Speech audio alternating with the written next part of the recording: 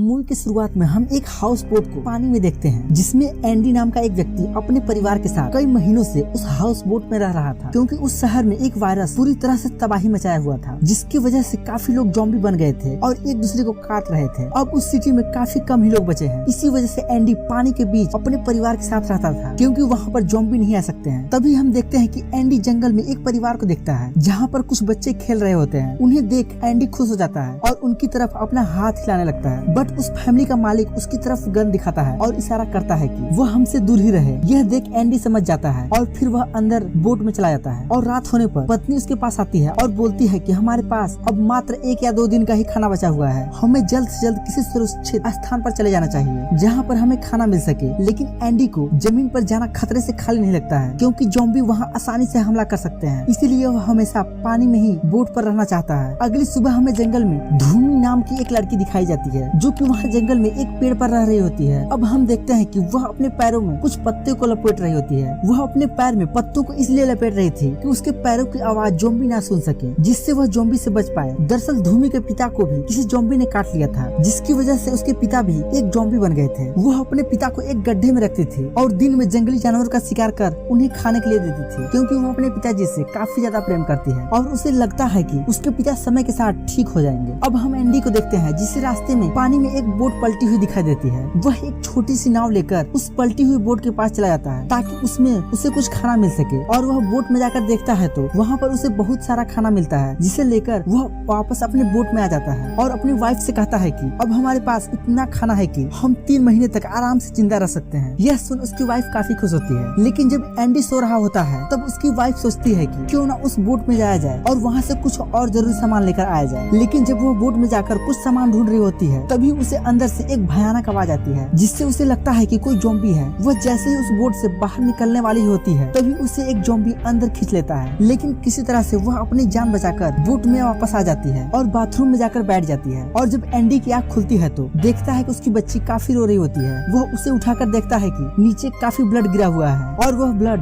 Bathroom की तरह जा रहा है। वह काफी घबरा जाता है, क्योंकि उसकी वाइफ कहीं नजर नहीं आ रही होती है। फिर वह बाथरूम में देखता है तो उसकी पत्नी घायल होती है, जिसे किसी ज़ॉम्बी ने काट लिया है। अब एंडी समझ जाता है कि 48 घंटे बाद अब ये ज़ॉम्बी बन जाएगी, क्योंकि ज़ॉम्बी का काटा हुआ इंसान 48 घंटे के बाद ही ज़ॉम्बी बनता है। फिर भी एंडी हिम्मत नहीं हारता और उसे बचाने के लिए वहाँ से निकल जाता है, ताकि वह जल्द से जल्द किसी नजदीकी हॉस्पिटल तक पहुँच पाए। जब वे कुछ आगे निकलते हैं तो देखते हैं कि कुछ गाड़ियाँ दिखाई देती हैं, जिसमें वह बैठकर वहाँ से निकल जाते हैं। लेकिन कुछ दूर ही आगे जाने पर उसकी पत्नी गाड़ी रुकवा देती है, ताकि वह अपने बच्चे का कपड़ा चेंज कर सके। लेकिन तभी वह अचानक बेहोश होकर गिर जाती है और जब उसे होश आता है तो वह अपने पति से कहती है कि वह उसे छोड़कर कहीं चला जाए, क्योंकि वह कुछ ही घंटों के बाद ज़ॉम्बी बन जाएगी, उन दोनों को भी काट लेगी। लेकिन एंडी उसे समझाता है कि हम जल्द ही किसी नजदीकी हॉस्पिटल तक पहुँच जाएंगे और सब ठीक हो जाएगा। और उसे समझा बुझाकर फिर से वह गाड़ी में बैठ हॉस्पिटल की तरफ निकल पड़ते हैं। लेकिन कुछ ही दूर जाने पर बीच रास्ते में एक ज़ॉम्बी आ जाता है, जिसे बचाने के चक्कर में एंडी की गाड़ी का एक्सीडेंट हो जाता है। और जब एंडी को होश आता है तो वह देखता है कि उसकी पत्नी अब पूरी तरह से ज़ॉम्बी बन चुकी है और वह एंडी पर ही हमला कर देती है, जिससे वह उसके हाथ में ही काट देती है। वह किसी तरह से अपनी बेटी को बचाकर कार से बाहर निकल आता है और अपनी वाइफ को मार देता है। मगर जब वो अपने हाथ में देखता है तो वह काफी घबरा जाता है, क्योंकि उसकी पत्नी ने उसके हाथ में काट लिया होता है, जिससे वह एक बार तो हार ही मान लेता है कि अब कोई फायदा नहीं, क्योंकि वह भी कुछ टाइम बाद ज़ॉम्बी बन जाएगा और अपनी छोटी बेटी को भी काट लेगा। इसीलिए वह खुद को भी मारने के लिए सोचता है। लेकिन फिर वह अपनी बेटी को देखता है, जो कि काफी मासूम थी। उसे वहाँ जंगल में कोई भी खा सकता था। अब एंडी के पास मात्र 48 घंटे का समय था, इसीलिए वह अपने घड़ी में टाइमर लगाकर अपनी बेटी को कहीं सुरक्षित जगह पर पहुँचाने के लिए निकल पड़ता है। तभी वह एक ज़ॉम्बी को देखता है, जिस कारण से उसकी गाड़ी का एक्सीडेंट हुआ था। तभी वहाँ पर धूमी आ जाती है और कहती है कि मेरे पिता को कुछ मत करो, जिसके बाद वह अपने हाथ को काटती है और उससे खून निकलने लगता है, जिसे सूंघते सूंघते उसका पिता उसके पीछे चला जाता है। फिर एंडी वहाँ से निकल जाता है और आगे बढ़ने लगता है। और रास्ते में ही रात होने की वजह से वह एक औरत के घर में मदद मांगता है और वह औरत भी काफी दिल की अच्छी होती है, जिस कारण उन्हें रात रुकने देती है और साथ ही उसके जख्मों पर पट्टी भी करती है। अब एंडी सोचता है कि क्यों ना अपनी बच्ची को इसी के पास रख दिया जाए। लेकिन थोड़े ही टाइम के बाद उसे पता चलता है कि उस औरत को भी कैंसर है, वह भी कुछ दिनों बाद ही मर जाएगी, जिसके बाद वह अपना फैसला तुरंत बदल देता है। और अब हम देखते हैं कि कुछ लोग जो ज़ॉम्बी को मारते हुए दिखाई देते हैं और साथ ही हम धूमी के माँ को भी देखते हैं, जो कि अपनी बेटी को ढूंढ रही होती है। लेकिन धूमी को पता था कि वह लोग पिताजी को देखते ही उन्हें जान से मार देंगे, इसलिए वह उन्हें गड्ढे में छुपा कर रखती थी। अब हम देखते हैं कि एंडी के ऊपर भी ज़ॉम्बी का असर होने लगता है। जब वह सुबह उठता है तो देखता है कि उसके पास मात्र अब 32 घंटे ही बचे हैं, जिसके बाद वह ज़ॉम्बी बन जाएगा। इसके बाद वह अपनी बच्ची को लेकर वहाँ से निकल जाता जाता है। कुछ दूर जाने के बाद उसे एक गाड़ी दिखाई देती है। अब वह अंदर झांकता है कि उसमें चाबी है या नहीं, लेकिन तभी उसके ऊपर एक ज़ॉम्बी अटैक करने ही वाला होता है। लेकिन तभी एक गोली चलती है और उसका भेजा उड़ जाता है। दरअसल गोली गड्ढे में पड़ा हुआ एक व्यक्ति ने चलाया था, जिसका पैर सिलेंडर से दबा हुआ था। दरअसल वो गाड़ी भी उसी की थी। वह एंडी को चाबी दे देता है और कहता है कि मुझे यहाँ से बाहर निकालो, जिसके बाद वह एंडी की मदद से वह बुढ़ा व्यक्ति बाहर निकल जाता है। अब हम देखते हैं कि वह बुढ़ा व्यक्ति एंडी को अपने घर ले आता है, जहाँ वह अपने पत्नी के साथ रहता था। उसके बाद वह एंडी को अपने उस जगह ले आता है और वह दिखाता है कि कैसे वह ज़ॉम्बी का सामान लूटता है। दरअसल वह बुढ़ा आदमी कुछ लोगों को एक पिंजरे में बांध के रखता है, जिससे अट्रैक्ट होकर ज़ॉम्बी उन लोगों के पास आते हैं, जिन्हें वह बुढ़ा आदमी बड़ी आसानी से मार देता है। यही कारण था कि जिस वजह से वह बुढ़ा आदमी अभी तक जिंदा था। फिर जब वो शाम को घर आता है तो देखता है कि उसकी बच्ची उस बुढ़े व्यक्ति की पत्नी के साथ खेल रही होती है। जिसके बाद एंडी सोचता है कि अब उसकी बेटी काफी सेफ है और अब वह एक जगह जाकर अपने आप को मारने ही वाला होता है कि तभी वहाँ उस बुढ़े व्यक्ति की पत्नी आ जाती है और कहती है, रुको, तुम्हारी बेटी यहाँ बिल्कुल भी सेफ नहीं है। और साथ ही वह यह भी बताती है कि वह उसकी पत्नी नहीं है, उसने मुझे यहाँ जबरदस्ती कैद करके रखा हुआ है। जिसके बाद एंडी अपने आप को रोक लेता है। तभी वहाँ पर वह बुढ़ा आदमी भी आ जाता है और उसे लगता है कि एंडी कुछ गड़बड़ कर सकता है। जिसके बाद वह एंडी को बंदूक से मार उसे घायल कर देता है और एक पिंजरे में बंद कर देता है, जिसमें धूमी भी होती है। लेकिन एंडी काफी होशियार होता है। वह धूनी के साथ प्लान बनाकर ज़ॉम्बी के आने से पहले ही वहाँ से बाहर निकल जाता है और सीधे वे उस बूढ़े आदमी के घर में जाते हैं, जहाँ से वह अपने बच्ची को ले सके। और ऐसा होता भी है और उसके साथ वह औरत भी आती है, जिसे उस बूढ़े आदमी ने कैद करके रखा हुआ था। लेकिन तभी वह बूढ़ा आदमी जाग जाता है और गोली चलाने लगता है, जिससे एक गोली जाकर उस औरत को लग जाती है और वह वही तुरंत मर जाती है। एंडी और धूमी किसी तरह से वहाँ से भाग निकलते हैं और अगले सुबह जंगल से निकल पड़ते हैं। तभी एंडी रास्ते में धूमी से बताता है कि तुम्हारे पिता जो ज़ॉम्बी बन गए हैं, अब वो वापस कभी भी इंसान नहीं बनने वाले। यह सुन धूनी काफी निराश हो जाती है। कुछ दूर जाने पर धूमी देखती है कि उसके पिताजी को कबीले वालों ने ढूंढ लिया है और उन्हें मारकर उनकी समाधि बना दी है। जिसके बाद धूमी काफी जोर जोर से रोने लगती है और अपने सर को पीटने लगती है। तब एंडी धूमी को समझाता है, बट अब धूमी उसके साथ चलने को तैयार नहीं थी। जिसके बाद एंडी अकेले ही निकल पड़ता है, क्योंकि अब उसके पास काफी कम समय बचा था और वह धीरे धीरे ज़ॉम्बी बन रहा था। इसके बाद कुछ दूर आगे जाने पर वह नीचे गिर जाता है और उसकी छोटी बच्ची जोर जोर से रोने लगती है, जिसकी आवाज धूमी के कानों तक जाती है। वह दौड़कर आती है और उस बच्ची को उठा लेती है। थोड़े समय बाद जब एंडी को होश आता है तो वह सोचता है कि अब वो उसी फैमिली के पास चला जाएगा, जिसे उसने शुरुआत में जंगल में नदी के किनारे देखा था। अब उसकी बेटी उन लोगों के पास ही सुरक्षित रहेगी। अब वो उन लोगों को ढूंढने के लिए वहाँ से निकल पड़ता है और वहाँ तक धूमी भी उनके साथ जाने के लिए राजी हो जाती है। और काफी ढूंढने के बाद